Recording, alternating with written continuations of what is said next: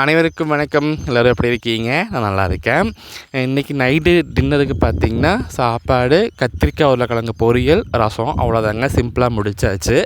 அப்புறம் இன்றைக்கான டாபிக் என்னென்னு பார்த்திங்கன்னா, இந்த சிங்கிள் சைல்டு, ஒரு குழந்த. அது இன்றைக்கி ஈஸியாக சொல்லிடுறீங்க.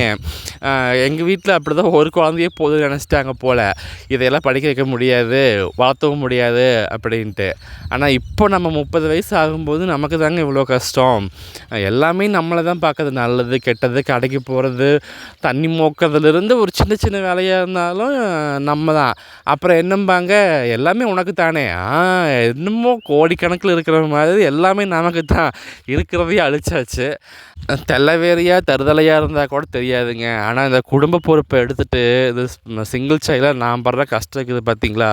ஐயையோ, அந்த கடவுளுக்கு கூட மாளாதுங்க. தயவு செஞ்சு இப்போ இருக்கிற ஜென்ரேஷனில் ஒரு குழந்தை போதுன்னு மட்டும் தப்பாக எடுத்துடாதீங்க. அது பின்னாடி அவங்களுக்கு ரொம்ப கஷ்டமாக இருக்கும். ஏன்னா சப்போர்ட்டுக்கு யாருமே இல்லை. என்றைக்கு இருந்தாலும் அடுத்தவங்களை நம்மளது ஆயிராது. கண்டிப்பாக 2 குழந்தை இருக்கணுங்க.